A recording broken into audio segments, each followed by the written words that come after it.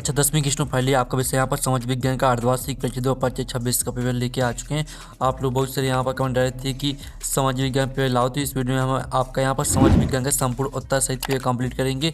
तो इस वीडियो को आपको ध्यान से देखना और वीडियो को लाइक कर लीजिए, चैनल को सब्सक्राइब कर लीजिए और साथ ही पेपर देने से पहले इस पेपर को पूरा आपको याद करना है। मार्क्स 75 नंबर का रहेगा। टोटल क्वेश्चन आपके 23 रहेंगे। हिंदी इंग्लिश बाई दोनों में आपका पेपर रहने वाला है और निर्देश आते तो आप निर्देश यहाँ पढ़ लीजिएगा। तो चलिए जो आपका समाज विज्ञान का पेपर है वो हम यहाँ पर देख लेते हैं। तो आप लोग वीडियो को लाइक कर लीजिए, चैनल को सब्सक्राइब कर लीजिए, ठीक है। और साथ ही आप यहाँ पर देख लीजिए, आपके यहाँ पर आते हैं, ठीक है स्टूडेंट, आपके यहाँ पर सही विकल्प आते हैं। सही विकल्प चुनकर लिखी जो कि आपके 6 नंबर के रहने वाले हैं। तो पहला निम्नलिखित में से कौन सा संसाधन नवीकरण योग्य है? तो आपका था जीवाश्म ईंधन, बाता पवन ऊर्जा, साता कोयला और दाता बॉक्साइट। तो इसका आंसर आपका पवन ऊर्जा हो जाएगा। दूसरा आता फ्रांसीसी क्रांति कब हुई थी? तो आपका 1788, बात 1789 और सात 1790 और दाता 1791। तो यहाँ पर फ्रांसीसी क्रांति कब हुई थी? तो इसका आंसर 1789 हो जाएगा। फिर आपके यहाँ पर तीसरा आता निम्नलिखित में से किस प्रांत में सीढ़ीदार सोपानी खेती की जाती है? तो आपका था पंजाब, बाता उत्तर प्रदेश के मैदान और दाता साता हरियाणा, दाता उत्तराखंड।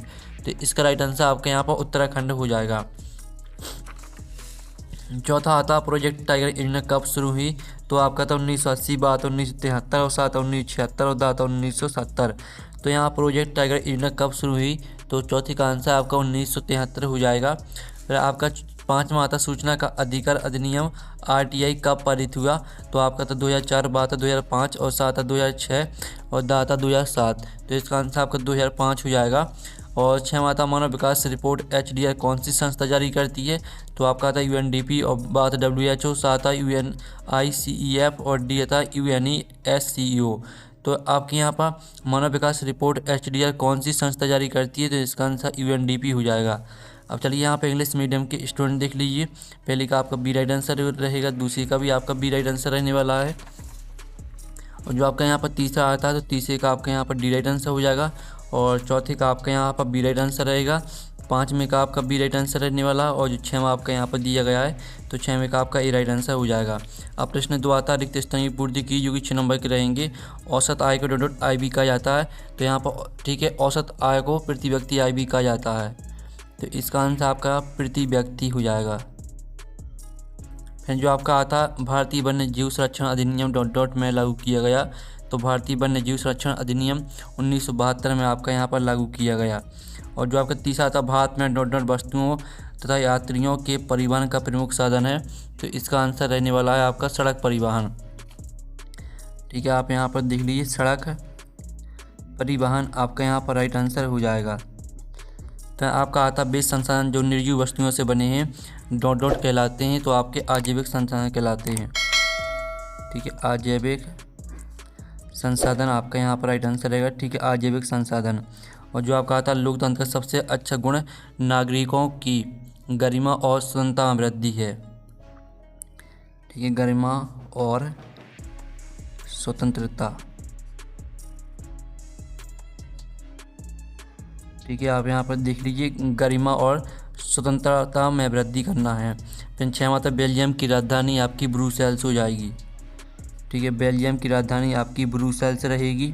तो जो आपके रेगिस्तान है वो कंप्लीट हो जाते हैं। यहाँ पे इंग्लिश मीडियम के स्टूडेंट देख लीजिए। फिर आपके यहाँ पर प्रश्न 3 आता 77 का चयन करके लिखिए जो 6 नंबर के रहेंगे। कृषि और उद्योग एक दूसरे के पूरक हैं। तो पहला आपका यहाँ पर 7 रहेगा। फिर आपका दूसरा आता 1804 की नेपोलियन संहिता को आमतौर पर नागरिक संहिता के नाम से जाना जाता है। तो दूसरा आपका यहाँ पर रहने वाला है। ठीक है स्टूडेंट, दूसरा आपका जो रहेगा वो 7 रहेगा। और जो तीसरा आता भारत में बहुदलीय व्यवस्था है। तो तीसरा भी आपका 7 हो जाएगा। और जो आपका चौथा आता है संयुक्त राष्ट्र में 5 स्थायी सदस्य और 10 अस्थायी सदस्य हैं। तो चौथा आपका यहाँ पर असत्य रहेगा। जो आपका चौथा रहेगा वो आपका 7 रहेगा। ठीक, 7 रहेगा यह। पाँचवा था भारत पेट्रोलियम का निर्यात करता है। तो ये आपका 7 हो जाएगा। छठवां था उपभोक्ता सुरक्षा अधिनियम 1986 में लागू हुआ। तो ये आपका यहाँ पर रहेगा 7। ठीक है, इस तरह से जो आपके 7 वो कंप्लीट हो जाते हैं। और इंग्लिश मीडियम के स्टूडेंट भी देख लीजिए। प्रश्न 4 आता सही जुड़ी बनाई जो कि आपकी 6 नंबर की रहेंगी। कॉलम आओबा में सही जुड़ी दी गई। पहले आती है ठीक है गुलामगिरी। तो गुलामगिरी को आपको यहाँ पर ज्योतिबा फुले से मैच कर देना है। और लोकतांत्रिक सरकार को आपको लोकतांत्रिक जो सरकार है वो आपको मैच कर देना है यहाँ पर वैध सरकार से। और बांगर को आपको ठीक है पुरानी जरूर मिट्टी से मैच कर देना है। और हिंद स्वराज्य इसको आपको महात्मा गांधी से मैच कर देना है। और विमुद्रीकरण को आपको मैच कर देना है 2016 से। और जो आपकी आती है ठीक है रेंडर पेस्ट, तो इसको आपको पशुओं की बीमारी से मैच कर देना है। इस तरह से जो आपकी सही जोड़ी वो कंप्लीट हो जाती हैं। ठीक है, हमने नंबर डाल दिए हैं कौन में आपको कौन सी मैच करनी है तो देख लीजिए।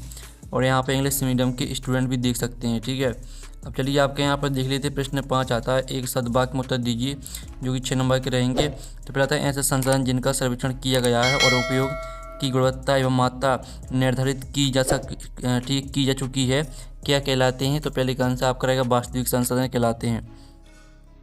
ठीक है, वास्तविक संसाधन। और जो आपका यहाँ पर आता है, एक ऐसी व्यवस्था जिसमें सत्ता केंद्रीय सरकार और राज्य सरकार के बीच विभाजित होती है डॉट क्या कहलाती है। तो इसका आंसर आपके यहाँ पर रहेगा ठीक है आपके यहाँ पर संघवाद। ठीक है, आपके यहाँ पर संघवाद कहलाती है। और जो आपके यहाँ पर आता है, महात्मा गांधी अफ्रीका में भारत कब लौटे। तो इसका आंसर रहेगा आपका जनवरी 1915। जनवरी 1915 आपका इसका राइट आंसर हो जाएगा। फिर आपका था औसत आय को परिभाषित कीजिए। तो स्टूडेंट आप औसत आय की परिभाषा देख लीजिए। ठीक है, किसी देश की कुल आय को कुल जनसंख्या से भाग देने पर प्राप्त आय को औसत आय कहते हैं। और जो आपका 5वां आता है, किसी व्यक्ति या उद्योग द्वारा किए गए नियोजित निवेश को क्या कहते हैं। तो इसका आंसर रहेगा निवेश कहते हैं। और जो आपका यहाँ पर आता है, उपभोक्ता के 2 मुख्य अधिकारों के नाम बताइए। तो इसका आंसर रहेगा सुरक्षा का अधिकार और सूचना का अधिकार। आप यहाँ पर दिल्ली सुरक्षा का अधिकार और सूचना का अधिकार। ठीक है, ये आपका यहाँ पर एक सदवाक्य में उत्तर का सॉल्यूशन दिया गया पूरा। तो स्क्रीनशॉट ले लीजिए, आपका पूरा एक सदवाक्य में उत्तर का सॉल्यूशन है। फिर आपके यहाँ पर इंग्लिश मीडियम के स्टूडेंट देख लीजिए। अब प्रश्न 6 था, काली मिट्टी की आपको 2 विशेषताएं लिखना है। और अथवा वाला प्रश्न हमें यहाँ पर देख लेते हैं। तो अथवा में आता ठीक है संसाधन नियोजन क्यों आवश्यक है। तो चलिए आपके यहाँ पर 6 प्रश्न का आंसर देख लेते हैं। ये आपका 6 प्रश्न का आंसर रहेगा संसाधन नियोजन क्यों आवश्यक है। और काली मिट्टी की 2 विशेषताएं देख लीजिए। ठीक है, दोनों के आंसर आपने करा दिए हैं। और रोलेट एक्ट क्या था अथवा था निरंकुशवाद से क्या आशय है। तो आप यहाँ पर रोलेट एक्ट देख लीजिए, आपका रोलेट एक्ट दिया गया है। और साथ ही निरंकुशवाद से क्या आशय है, तो इसका उत्तर देख लीजिए। फिर आपका था सेवा क्षेत्र क्या है अथवा आता वस्तु विनिमय प्रणाली क्या है। ठीक है, सभी के आंसर हम आपको बताने वाले हैं। तो चलिए आपके यहाँ पर देख लीजिए, सेवा क्षेत्र का उत्तर देख लीजिए। और साथ ही वस्तु विनिमय प्रणाली क्या है, तो इसका उत्तर देख लीजिए। और जो आपका आता है जल दुर्बलता क्या है अथवा आता है बहुउद्देशीय ठीक है परियोजनाएं क्या हैं। तो आप यहाँ पर देख लीजिए, जल दुर्बलता क्या है, इसका उत्तर देख लीजिए। और बहुउद्देशीय परियोजनाएं क्या है, तो इसका उत्तर देख लीजिए। फिर आपका था बहुराष्ट्रीय कंपनी द्वारा किए गए निवेश को क्या कहते हैं अथवा था वैश्वीकरण क्या है। तो आप यहाँ पर देख लीजिए, आपका 10वें क्वेश्चन का आंसर देख लीजिए। ये आपके यहाँ पर 10वें क्वेश्चन का आंसर दिया, बहुराष्ट्रीय कंपनी द्वारा किए गए निवेश को विदेशी निवेश कहा जाता है। और वैश्वीकरण क्या है, तो इसका उत्तर देख लीजिए। फिर आपका यहाँ पर आता आश्वेत शक्ति आंदोलन क्या था अथवा था सामाजिक विभाजन से आप क्या समझते हैं। तो आश्वेत शक्ति ठीक है आश्वेत शक्ति आंदोलन देख लीजिए। और सामाजिक विभाजन से आप क्या समझते हैं, तो इसका उत्तर देख लीजिए। फिर आपका आता मुद्रा के आपको कोई 2 काल लिखने हैं अथवा में आता है औपचारिक ऋण और अनौपचारिक ऋण में आपको कोई 2 अंतर लिखने हैं। तो आप यहाँ पर देख लीजिए, आपकी मुद्रा के यहाँ पर 2 काल दिए, विनिमय का माध्यम और मूल्य का मापक। साथ ही औपचारिक ऋण और अनौपचारिक ऋण में आप 2 अंतर यहाँ पर देख लीजिए। फिर आपके यहाँ पर देख लेते हैं प्रश्न 13।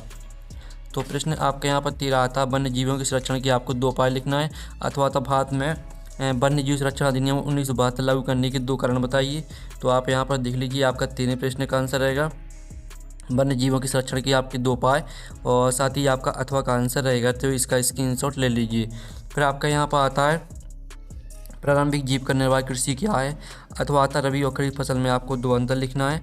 तो आप यहाँ पर देख लीजिए, आपकी प्रारंभिक जीविका निर्वाह कृषि दी गई है। और रबी और खरीफ फसल में आप अंतर देख लीजिए, ये आपका रबी और खरीफ फसल में अंतर दिया गया है। फिर आपके यहाँ पर आता है, जिसमें आप यहाँ पर देख लीजिए स्टूडेंट ठीक है मुद्रा विनिमय का माध्यम क्यों कहलाती है अथवा आता भारत में करेंसी नोट कौन जारी करता है। तो आप यहाँ पर देख लीजिए, मुद्रा विनिमय का माध्यम क्यों कहलाती है, इसका उत्तर आप यहाँ पर देख लीजिए। और साथ ही भारत में ठीक है भारत में भारतीय रिजर्व बैंक केंद्र सरकार की ओर से करेंसी नोट जारी करता है।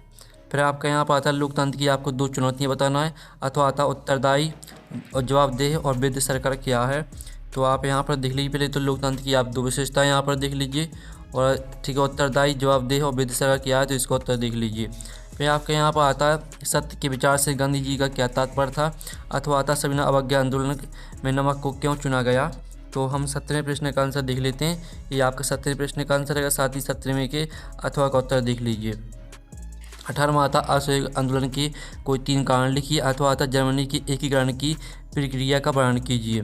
तो ये आपके असहयोग आंदोलन के 3 कारण यहाँ पर दिए गए हैं। ठीक है, तीनों कारणों को आपको याद कर लेना, साथ ही जर्मनी की एकीकरण की प्रक्रिया का वर्णन करना था, तो इसका उत्तर देख लीजिए। फिर आपका यहाँ था लोकतंत्र के पक्ष में कोई आपको 3 तर्क देना है, और साथ ही जो इसका अथवा वाला प्रश्न है वो भी हम यहाँ पर देख लेते हैं। तो अथवा में आपका दिया गया है संघवाद की आपको 3 विशेषता लिखनी है। ठीक है, तो चलिए आपका यहाँ पर देख लेते हैं। ये आपका लोकतंत्र के पक्ष में 3 यहाँ पर तर्क दिए गए 19वें क्वेश्चन का आंसर, और ये आपको 19वें के अथवा का आंसर रहेगा। फिर आपका आता आर्थिक विकास को मापने के लिए राष्ट्रीय आय की तुलना में प्रति व्यक्ति आय बेहतर मापदंड क्यों है, अथवा आता उपभोक्ता शोषण के कोई 3 कारण बताइए।